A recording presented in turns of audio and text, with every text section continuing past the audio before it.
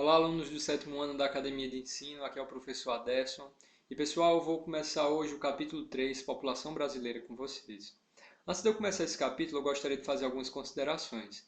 A geografia, a partir de agora, vai ser mais crítica, ela vai exigir do aluno que ele pense de uma forma crítica em relação aos acontecimentos. Que você pergunte como, por quê, né, essas coisas estão acontecendo. Inclusive, pessoal, no Enem, muitas das vezes, o Enem ele vai dar ali uma informação a você, um dado, e ele vai querer que daquilo ali você tenha uma resposta crítica, que você entenda aquela situação e que você marque a opção correta. Então é importante que vocês, a partir de agora, comecem a ter esse pensamento crítico, de começar a entender como se deu um processo. A gente falou na aula passada sobre o processo de mudança econômico e social que existe na humanidade, né, que existiu no Brasil. Então, o que a gente vai entender agora a partir dessas informações da população brasileira é como se deu essa população brasileira atual, mas dentro de um processo histórico que ela vai passar para chegar nos dias atuais. Então vamos falar aqui de alguns dados, né? Capítulo 3, população brasileira, vamos lá. Dados. A população brasileira foi estimada em 210,1 milhões de habitantes em 5.570 municípios, segundo o Instituto Brasileiro de Geografia e Estatística IBGE. A estimativa com o total de habitantes dos estados e dos municípios se refere a 1º de julho de 2019 e foi publicado no Diário Oficial da União. Então, pessoal, em 1º de julho de 2019, nós tínhamos 210,1 milhões de habitantes no Brasil, né? A gente vê aqui pela essa imagem também que é um povo muito diverso, né? Nós temos pessoas de diversas etnias, né? E a gente vai falar um pouco mais aqui em diante. Em 2017, a gente tem alguns dados aqui da distribuição por cor ou raça no Brasil. 46,7% da população, ou seja, quase metade da população brasileira, se considera parda. Mas na frente eu vou falar um pouco do que é a pessoa ser parda, né? Se considerar parda. 44,2% se considera branca, 8,2% se considera preta e 0,9% se considera amarelos ou indígenas. A gente vai ter uma presença muito grande de pessoas pardas, principalmente no norte, no nordeste e no centro-oeste, né, de pessoas brancas, principalmente no sul, né, no sul, no sudeste e no centro-oeste do Brasil. De pessoas pretas, a gente vai ter uma parcela muito grande de pessoas, principalmente na região nordeste, na região sudeste e na região norte, né? E de pessoas amarelas ou indígenas, a gente vai ter uma população muito grande no centro-oeste, na região sul e na região nordeste, né? Diferença na composição da população. Vamos agora falar de alguns dados em relação à composição entre homens e mulheres, né? A gente vê que o percentual de mulheres ultrapassa o de homens na faixa etária acima de 20 anos. Né? Entre 0 a 4 anos, nós vamos ter um percentual maior de homens, ou seja, nascem mais homens no Brasil do que mulheres, pelo menos até 2017. De 15 a 19 anos, a gente ainda vai ter um percentual maior de homens do que de mulheres na sociedade. A partir dos 20 a 24 anos é que a gente vai ter uma mudança aí, que as mulheres elas passam a ser maioria do que os homens. Tanto é que 51,1% mais ou menos da população brasileira é mulher. E pessoal, o que é que esses dados aqui estão mostrando a gente? Primeiramente, que no Brasil a gente tem, vamos falar primeiro do primeiro gráfico que eu falei, no Brasil a gente tem uma maioria de pessoas que se consideram pardas, certo? Em segundo lugar vem os brancos, em terceiro as pessoas que se consideram pretas e em quarto os amarelos ou indígenas. Perceba, pessoal, daqui a pouco quando eu for falar melhor sobre os indígenas, quando eu iniciar a população indígena, quando eu falar da população preta, a gente vai voltar para esse gráfico aqui para poder entender melhor isso. Mas no Brasil, que inicialmente era um país, antes de se tornar Brasil, que só viviam indígenas, para a gente hoje ter só 0,9% da população indígena, então algum processo histórico aconteceu aí para chegar a essa população, né? E esse 46,7% que se considera parda, quando a gente falar um pouco mais sobre o que é ser pardo, a gente vai entender como se deu esse número aí. E nessa composição da população, por que que nascem mais homens, mas lá na frente as mulheres ultrapassam os homens? Principalmente, pessoal, devido à taxa de mortalidade entre os homens ser maior do que entre as mulheres. Morrem mais homens do que mulheres no Brasil. Isso acontece principalmente devido a essa cultura que a gente tem de violência entre os homens, né? A gente sabe que existe uma cultura muito grande de violência entre os homens, do homem ter que se impor, do homem ter que ser violento, e isso acaba levando o homem a entrar realmente em conflitos mais do que a mulher. Outra questão também é o cuidado com a saúde, que a mulher costuma ter mais cuidado com a saúde do que o homem. E aí por isso que a gente tem uma taxa de natalidade maior de homens, nascem mais homens do que mulheres, mas em compensação a gente tem uma taxa de mortalidade muito grande de homens, o que faz com que a gente tenha mais mulheres do que homens no Brasil, né? Passando aqui para frente, pessoal, a curiosidade em relação ao termo preto e pardo. O termo preto toma como referência a ascendência oriunda de nativos da África, né? A pessoa que tem descendência realmente africana, independentemente de seu território ou construção social, pelo fenótipo manifestado por sua pele de cor escura. Então, a pessoa que se considera que tem ascendência de nativos africanos e que tem a pele escura, ela pode se autodenominar como uma pessoa preta, né? O pardo, ele é entendido como uma pessoa que possui a ascendência étnica de mais de um grupo, ou seja, mestiça. Essa miscigenação engloba descendentes de negros com brancos, né, e brancos, descendentes de negros com indígenas, descendentes de índios com brancos. Então as pessoas pardas, elas se consideram pardas por serem mestiças, né, por terem essa descendência tanto de grupos negros como de brancos, como de negros com indígenas, ou de índios com brancos. Então por isso que a gente tem uma grande parcela da população brasileira que se considera parda. Apesar de que dentro dessa grande parcela da população brasileira que se considera parda, vai ter muitas pessoas que seu fenótipo, que sua cor de pele seja mais clara ou mais escura, né? Mas o que vale no Brasil é como você se autodeclara. Se você se autodeclara negro, e você tem como provar que você é negro, então o que vale é isso. Se você se autodeclara pardo, né, e você tem como provar que você é pardo, então o que vale é isso.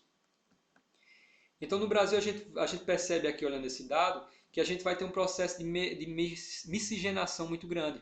Vão ter muitas pessoas mestiças que vão se dar devido a essa fusão entre brancos e negros, entre negros e indígenas, entre brancos e indígenas, né? Então, vamos para frente aqui. Então, como se deu esse processo histórico da formação da população brasileira? A gente vê aí os três principais grupos, né? Os negros, os brancos europeus e os indígenas. E vamos falar agora especificamente sobre alguns desses grupos. Vamos iniciar, pessoal, com os povos indígenas. Inicialmente, no Brasil, antes de 1500, haviam de 2 a 6 milhões de indígenas no território que viria a ser o Brasil, né? Então, a gente hoje que tem a gente ali em 2019 que tinha uma taxa de, em 2017 que tinha uma taxa de 0,9% da população, né?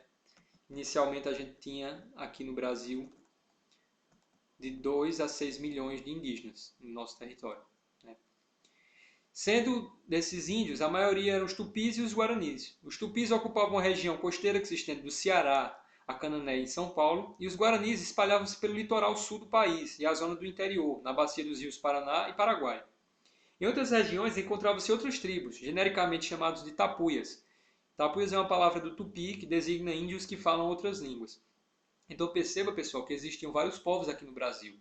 Vários povos com línguas próprias, com culturas próprias e com religiões próprias. Religiões que eu falo, mas que não necessariamente se organizam como religiões em si, né? Como instituições, e sim como crenças, né? Eles tinham as crenças dos seus próprios deuses, eles tinham as formas de se comportar, as formas de se vestir, né? Eles tinham uma cultura própria, eles tinham uma identidade própria como um povo, né? Como povos. E aqui a gente tem uma imagem dos tupis. Com a chegada do branco europeu, né? O que a gente vai ter no Brasil é um trabalho forçado, trabalho escravo, né? Os índios eles vão ser forçados ao trabalho, vão ser escravizados, ou em péssimas condições, né? A gente sabe que quando eles chegam aqui, os brancos europeus, eles vão trocar o trabalho do índio por bugigangas, entre aspas, né? Por coisas que eles traziam da Europa que o índio não conhecia, né? Que é, fora as condições realmente de trabalho que vão ser exaustantes. O que a gente vai ter também são vários índios assassinados. Os índios que não concordavam em trabalhar, eles vão ser assassinados. As doenças. O europeu ele vai trazer doenças que o sistema imunológico do índio não está preparado. Doenças que só existiam na Europa. Então vai ter grandes casos de doenças de índios no Brasil. Essas doenças trazidas pelos europeus. Eles vão ser obrigados a mudar seus hábitos culturais, né, como crenças, linguagens e etc. Pessoal, a gente sabe que teve um processo de catequização muito grande no Brasil. E assim, pessoal, uma forma também de você acabar com o povo não é só matando esse povo. Se você matar tudo aquilo da cultura de um povo que faz ele pertencer àquele povo ali, você identificar, por exemplo, o que é que faz a pessoa ser brasileiro, o que é que faz a pessoa ser americano, o que é que faz a pessoa ser indígena. Então, a partir do momento que tu pega uma pessoa que tem toda uma cultura, que tem todos os hábitos, seja alimentar, seja de como se vestir, de como se comportar, do que ela crê, né? O Deus que ela crê, os deuses que ela crê, e você tira isso dessa pessoa e bota outra coisa no lugar, você acabou com aquela raça, com aquele povo. Porque se aquele povo ele não mantém os hábitos culturais dos seus ancestrais, então qual é a sua identidade enquanto povo? Né? O que é que vai fazer daquela pessoa ainda um indígena e não só mais um habitante daquela região, já que ele passa a ter os mesmos costumes agora de um europeu, né? Então, pessoal, não é só matando um povo que você acaba com esse povo. Você pode acabar também com esse povo tirando a cultura dele, né? E os índios eles vão ser obrigados a abandonar a sua cultura. Outro processo que a gente vai ter também é a miscigenação, né, que a gente até já falou sobre essa questão dos pardos anteriormente, e em grande parte forçada. Né? A gente sabe que devido a essa condição em que o índio era colocado como uma pessoa que na verdade ele não tinha os mesmos direitos de um branco, não era considerado como um europeu, né? Ele não tinha a mesma consideração, então vai ter muito abuso, né, nessa época aí. Então essa miscigenação entre o branco e o índio, ela vai ser muito, em grande parte, forçada, né? Então a conclusão que a gente tira disso aqui, pessoal, é o genocídio. O genocídio é uma prática que tem quando você acaba com uma população, com um povo, né? Quando você extermina um povo. E é basicamente isso que a gente vai ter no Brasil. Olha, se a gente sai, olha para essa imagem aqui, né? A gente está falando de sai de 2 a 6 milhões para dados aqui atuais, para menos de 1 milhão de indígenas, certo? Então olha para essa imagem aqui e pensa nisso. A gente tinha 2 a 6 milhões de indígenas no Brasil. Em 2010 a gente tinha menos de 1 milhão. Vou já falar desses dados atuais. Então olha para essa imagem aqui e pensa nisso. Foram crianças, foram adultos, foram jovens, foram velhos, né, idosos que foram mortos, né, e é muita gente, né, de 2 a 6 milhões para chegar em 1 milhão só, foram mais de 5 milhões de pessoas aí que foram assassinadas no território que viria a ser o Brasil, né? Então, os dados de 2010 sobre os povos indígenas no Brasil é que a gente tinha por volta de 896,9 mil indígenas no Brasil, sendo desses 896,9, 52,9% que moravam na zona urbana não tinham renda, eles não tinham trabalho, eles não tinham de onde tirar sua renda. E na zona rural, em 65,7% desses povos, eles também não tinham renda. Então o que a gente vê, pessoal, é que devido a essa opressão histórica, devido à condição que o índio foi colocado historicamente, não só no trabalho escravo, mas em ser abusado também, né, tanto no seu trabalho forçado, né, nessas relações que o índio vai ter com o homem branco, a gente vê isso nesses resultados hoje, né, atualmente, do índio não ter renda, do índio não ter um trabalho, né, não ter acesso à escola, né, nesses casos aqui que a gente está falando. Então, alguns dos problemas atuais que os índios sofrem são altos índices de desnutrição, mortalidade infantil, doenças, dependência química. Tem muito índio hoje que, devido a ter sido apresentado essas questões do homem branco, tem dependência em bebidas alcoólicas, em drogas, altos índices de violência, né, de suicídio e etc. Então, pessoal, isso são consequências desse processo de aculturamento, de perda da identidade cultural indígena, de perda de suas terras, né, de realmente dessa ideia original do índio, do que era para ser o índio, né, assim, da vivência do que ele aprendeu com seus antepassados, do que era para ele ter e que na verdade foi perdido, né. Então, outros problemas atuais são os assassinatos, principalmente por conta das questões das terras. Né? Tem muitas pessoas que querem tomar as terras dos indígenas e acabam matando eles, né? Então a gente tem aqui uma imagem dos índios protestando, né, para o direito às suas terras.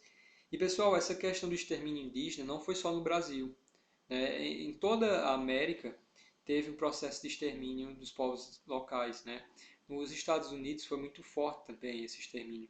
Inclusive eu trouxe aqui um trecho de uma carta para vocês que fala um pouco disso, dessa relação do índio com a terra, né?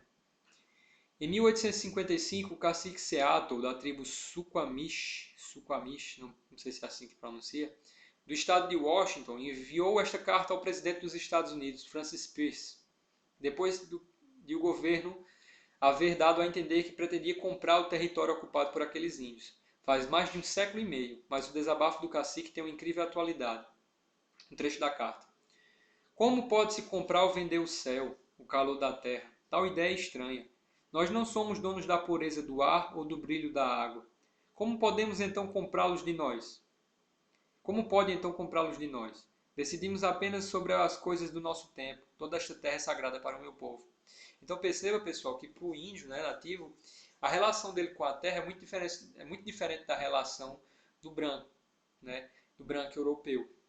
Enquanto que o índio ele vai usar ali da terra para sobreviver e ele não se vê como dono daquela terra, o europeu ele chega e explora, né, a terra e toma a terra principalmente nessa questão econômica, do ponto de vista econômico, de realmente explorar aquela terra, de destruir toda a riqueza natural daquela terra, enquanto que o índio ele tem a terra como um lugar sagrado para ele. O resto dessa carta é uma carta muito bonita, eu recomendo vocês lerem. Tem aí o link, né, para vocês, é só é, copiar esse link aí em qualquer dispositivo que vocês estejam usando, né, para dar uma olhada nessa carta, vale muito a pena, né? Então vamos continuar aqui com nossa aula.